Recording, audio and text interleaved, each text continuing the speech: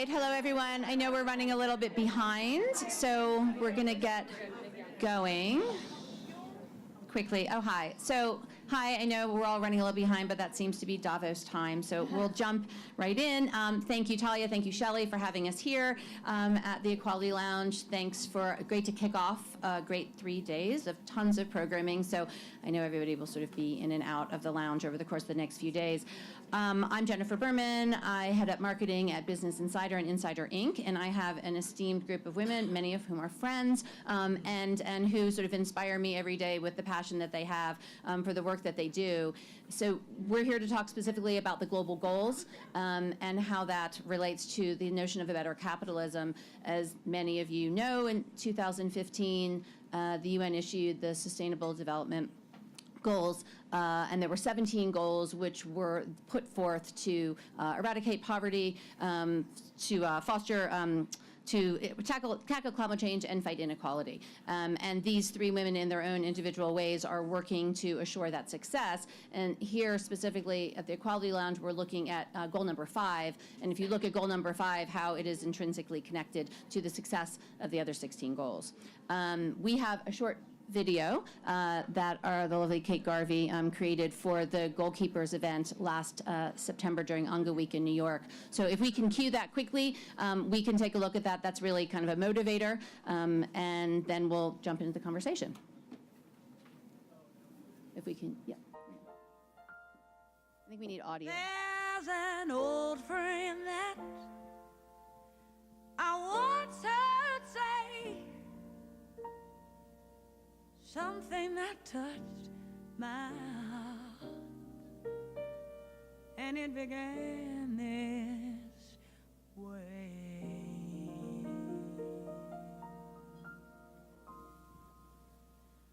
I was born by the river in a little tent. And just like the river, we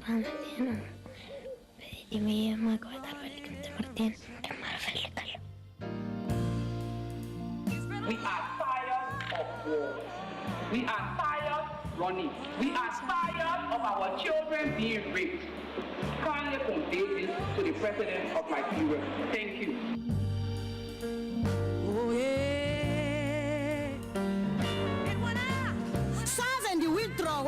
Never. I was right back down, down on my bended knee. Yes, I was. Oh, but I know, a change is gonna come. Speak truth to power, tell him what it is you want, and then let history be the judge of all of you.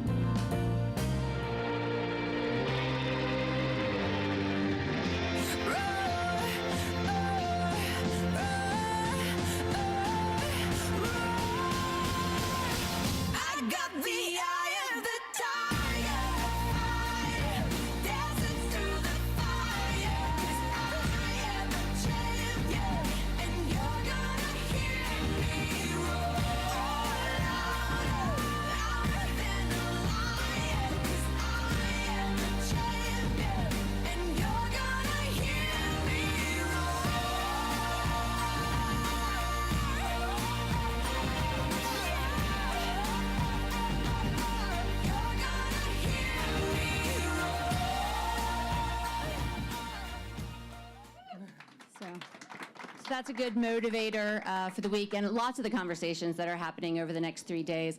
I'm going to let our panelists introduce themselves in a couple of sentences, kind of who they are, what they do, and why they're here at Davos. So why don't I start on the left with Claudia? I am Claudia Romo Edelman. I have to get used to that new name. I just got married, so I'm trying to figure out. I was Claudia Gonzalez, and I am a special advisor for UNICEF. Also, I'm a special advisor for the Secretary General on Migration, and I am in Davos to launch a podcast dedicated to the global goals. And it's a female-led podcast that will have a bias towards girls. I think you're on, darling. I'm on. Okay, hi, I'm Kate Garvey. I didn't change my name.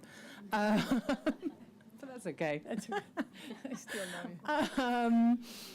But I am one of the co-founders of Project Everyone, and we set up with my co-founders Richard Curtis and Gail Galley effectively the Global Goals campaign to make them famous.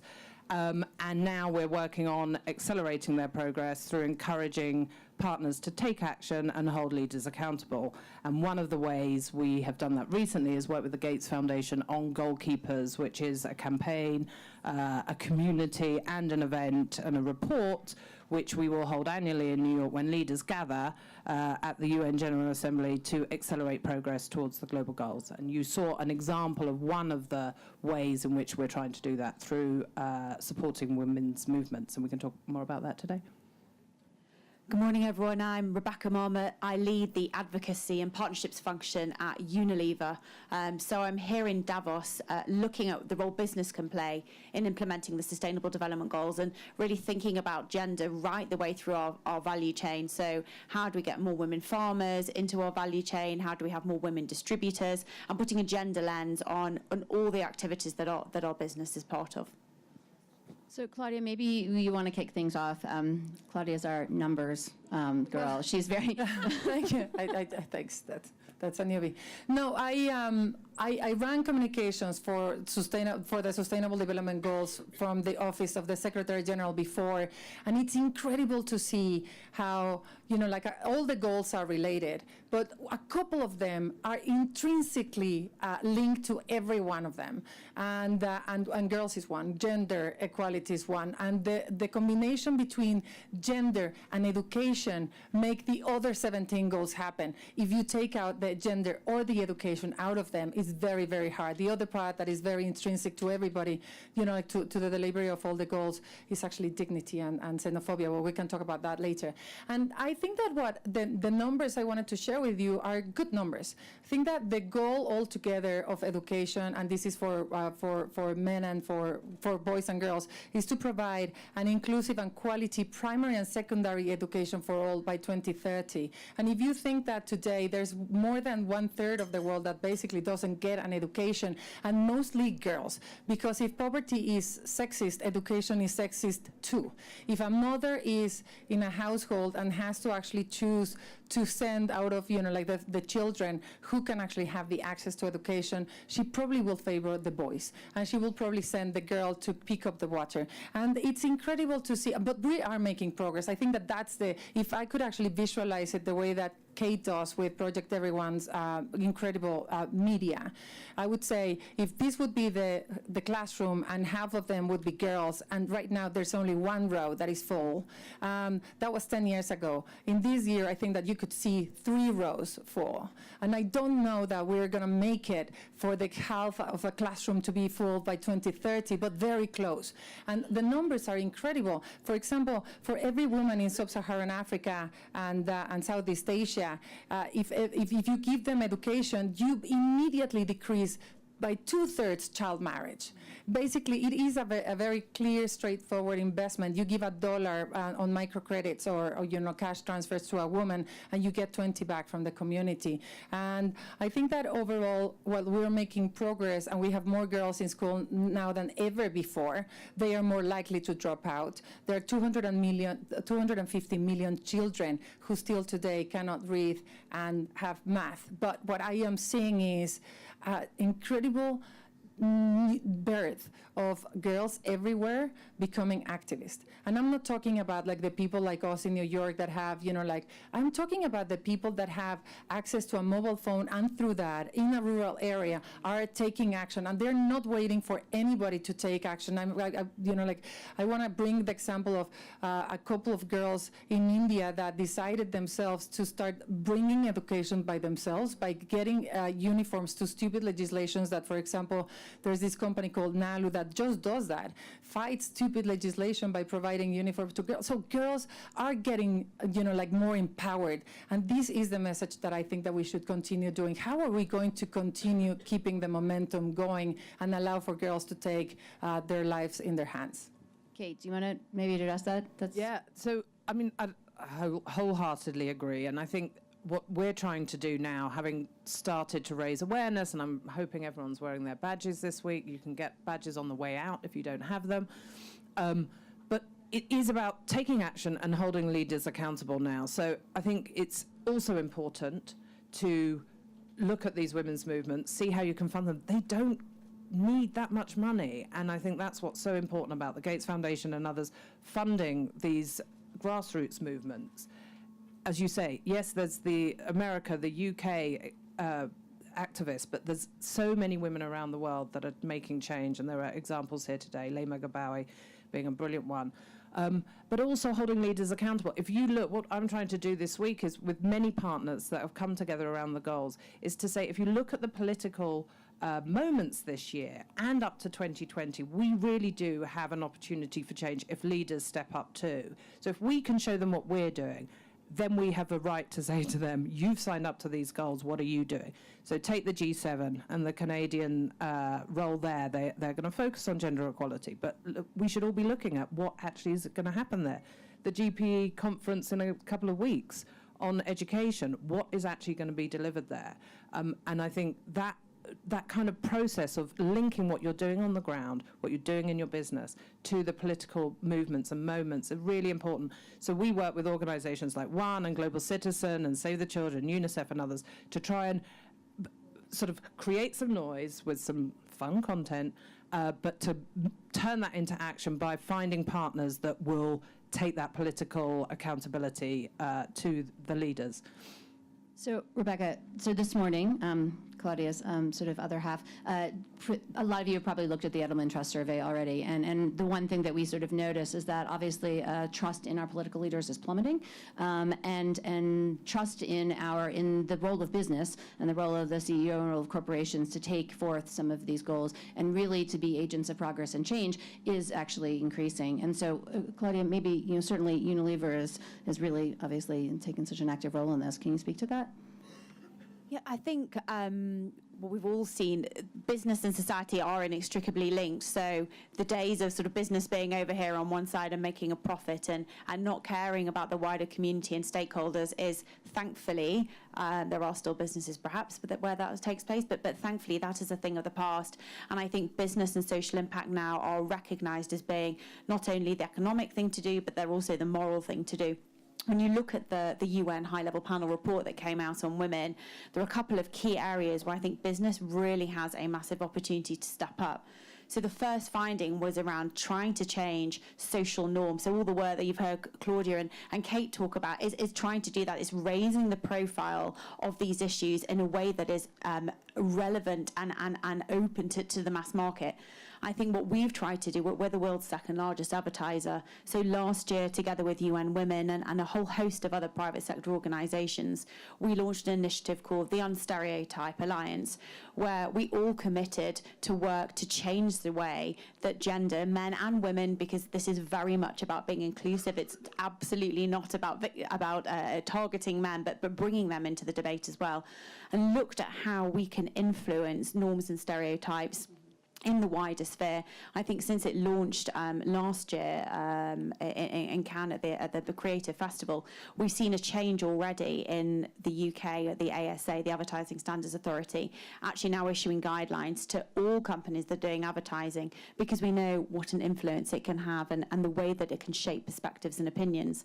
And I think then from an economic perspective as well, we realised together with many other businesses, actually the unlock that gender diversity and equality can have. So there was a McKinsey study recently, which I'm sure you've all seen, that said you can unlock 28 trillion in the economy by equalising the gender agenda. And just a couple of examples I've seen and at Unilever, in our supply chain, when we ensure that women are much better integrated into the work that we're doing with farmers, we've seen up to a 30% increase in productivity once they have digital access, once they have financial access. On the other side of our value chain, thinking about distributors, we launched a big project with MasterCard last year to improve financial access because, again, as Claudia was mentioning, it's a key barrier for women to be involved in the global economy.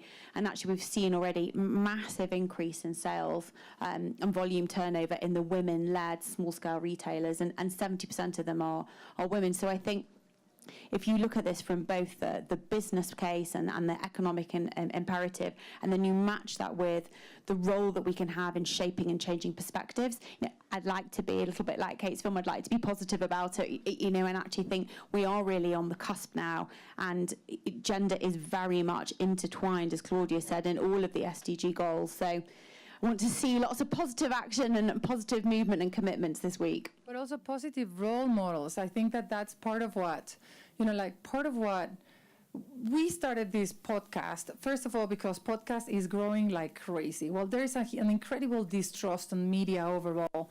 Podcast has 21 to 25% growth, particularly on young people that are highly educated or highly interested. Quote unquote is like the potential activists, the people that care, that want to get into the depth of an issue, because you can't explain gender in 140 characters, like the complexity of this issue, or even 190 characters. You can't explain, like what girls need to do and achieve and how much we need to be represented and have a perception issue in just short form. And so I think that when we fell in love with the channel, and then we started looking at what is it actually that people want? Because millennials, 65% of millennials are saying that they're going to buy with their beliefs. They are no longer going to go for just companies that are heartless or soulless. And gender is an imperative there. Like, either you are a company or you stand up for women, or you're probably going to lose all your customers very, very soon. And forget about being sexual harasser. And because now women are more outspoken and more activist, it's going to be a louder voice of the consumer. So I think that what we should be doing is exactly what we're doing here, is getting more champions, getting more roles, talking about the progress we're making. I mean, like the way that I'm doing it in the podcast is showcasing how that girl in India took in her hands that opportunity to say, I'm not going to wait for my government to be able to give my girl, give my community as an education, but role modeling, championing, and just making sure that we understand that the world out there, the millennials and the Gen Zs, they are not going to wait for, they're not going to be here waiting for, companies just being focused on their quarterly revenues. They're willing to see people step up, and gender is going to be like the clear denominator for that. So one of the things that we've been talking about at Business Insider is this notion, we've talked a lot about this notion of better capitalism. So, how can you go beyond shareholder value? How can you really get corporations to embrace the notion of value as it's defined by their employees, about society at large, and really about communities as well? And that is something, and I know Unilever has certainly taken a stand there. Paul Pullman, for sure. When we have, and I guess again for us is this wider question around the business case for sustainability. So what we've tried to do is to build that in 4 key areas. So it builds growth opportunities, exactly as you've both articulated. It's what consumers want, and consumers will absolutely purchase with their hearts. It's very important that companies are being seen to do the right thing. It's very much around building trust. So when I look, for example, at brands like Ben & Jerry's, they resonate very much with the kind of audiences that we've been talking about today, because they take on big social issues and they integrate that into the whole ethos of their brand positioning. And then from an economic perspective, we know as well, making these sustainable decisions actually reduces risk, and guarantees us, for example, supplies of crops and commodities that we're sourcing. It helps to reduce cost as well for us, thinking about new packaging alternatives, etc. So there is very much, again, this dual business and moral case which underpins it. But I think it's not just within the consumer goods sector. I mean, Larry Fink last week was talking about it at BlackRock. I think you're increasingly starting to see this much wider acceptance that, of course, financial audience is very important, but actually you have the NGO audience, you have consumer societies, you have governments, and increasingly as well with the advent of the SDGs, and Kate has seen this very much with the work on the global goals, you've got these different constituent stakeholders now working together in a way that 5 years ago just wasn't happening. I mean, the only thing, and I think that Kate should speak about that, because companies not only have to do good, but they have to speak about the good they're doing. And that old-fashioned 70s thing, I'm like, oh no, we're not going to talk about, we're low, that's damaging actually the world's progress.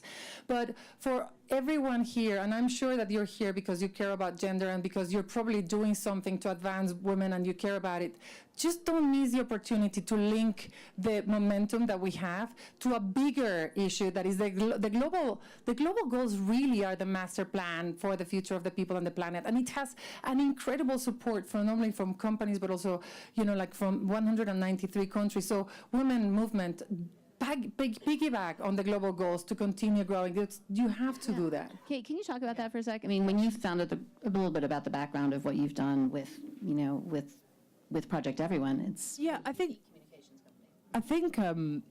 we did. I've worked in this field for a long time, and I saw the impact of the Millennium Development Goals, but I saw it amongst quite a small group of people in the know, and yet it still was useful.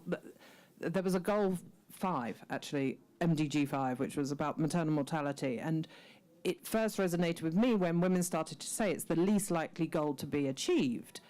And that was a motivating point for me and many other people, and we worked with NGOs and some businesses to put pressure on leaders, and Obama and others stepped up in the end. And although we didn't reach the goal of reducing it by 70%, it was by 50. I mean, there was a decent reduction. And so that, to me, when Richard Curtis came to me and said, we've got to make these goals famous, because imagine if the MDGs had been famous, how much better they'd be achieved. That resonated with me. And yet what I did find, and I was pleased to see, that 10 years on, businesses were at the table. They just weren't 10 years before. So I think there has been progress. But I think the challenge now is bringing in a younger group of activists, business leaders, politicians, because there still is a sort of old guard, and there's nothing wrong with that. They've got expertise, but actually a lot of what you're talking about, if Unilever doesn't do it, someone else is going to do it, and they are doing it. And so I've now got a real passion that not only do we believe the goals are the answer and everyone should link to them, that actually this younger generation are going to help us not only deliver it, but they're going to see it through. And my sort of recommendation, it's why Goalkeepers is so exciting, is because it is recruiting a community of younger activists and younger politicians, younger leaders, and they're here in Davos as well, and I think we should be supporting them. We brought a pop-up shop for Choose Love, the refugee campaign. You can go and buy things for refugees directly here. That's by some young people that had no sort of infrastructure, and there's so many stories like that here. I think that's what's exciting, and that's what I think the goals can sort of bring together, because they get it. And what about the role of, I mean, obviously we're talking a lot about the role of women in leadership, and that's something. So I think the number I saw this morning is 21% of the people here at WEF are women. We've got 15, global world leaders who are women, and 32 women sort of leading Fortune 500 companies are women, 2 of whom are women of color. So, and I don't know who wants to take this, maybe sort of clear, well, anyone, but in related, how does having women in positions of leadership really help change that, specifically as it relates to looking at SDGs and sort of looking at this notion of better capitalism, sort of business doing good? I mean, I can talk briefly to politics. That's my background. And in 97, in the run-up to the 1997 election in the UK, the Labour Party, put in a massive effort to recruit female MPs, and we did that by all-women shortlist. It wasn't, it's not something that some people may feel comfortable with, but it worked and has had a long-lasting effect in the Labour Party, at least, of the number of women that are in power. It's clearly not enough, but I think you do have to put in some measures, because otherwise the old guard will always sort of redress the balance. And so I'm in favour of interventions from business, from politics, in order that representation is there, that it inspires other people. And I think, by the way, when these women were elected, what was the title? Blair's Babes. I mean, that's what they called them, and no one batted an eyelid. And I don't think that would happen now, but that is the truth, yeah. I mean, it's just that it is almost impossible to imagine that if you don't understand the world, you can represent it well, right? Kate and I have done an incredible number of field trips to Africa and bringing bringing senators or parliamentarians that really want to help, or models, or people that have no clue about something until they see it. Because when they see it and they experience it, they can relate to it, and they can relate to, oh, that's what it means to be a girl that has no access to education. That's the same when you're trying to be, when you have 9% of the advertisement industry be led by women. Obviously, the man, we're going to put the driver of the car as a man because they just can't imagine otherwise, right? Like 14% of women direct films, 9% of women in the world, do advertisement. We can go on and on about like the issues that create stereotypes and create culture. And I think that one of the issues that it's important to understand is how much stereotypes are built between 0 and 4 years old. And that was something shocking for me. I had no idea how much that really influences who we are. So if that is the case, we really need to start by creating the new leaders of tomorrow now through education. Because that's where you start building the generations. You can't say, like, why don't we have more women? Well, we have not prepared them. We have to actually start building them. But what I'm hopeful for is to give kudos, and actually that's why Showcase in our podcast and in other media organizations, showcase countries that are saying, you know what, I'm going to put a policy for equal pay. That's it. I'm going to go for it. Or companies like yours saying, you know what, we are going to strive to have 50% of our talent being there, and actually make sure that we have mentorship programs and make sure that we have champions. So while I'm hopeful, I really hope that the pressure, the very gentle feminine pressure, keeps on growing. Right, well, I think I don't think maybe we have time for one single question, and then I think we have to wrap if there's any questions. Okay, great. All right, well, thank you all so much. Thank you guys for joining.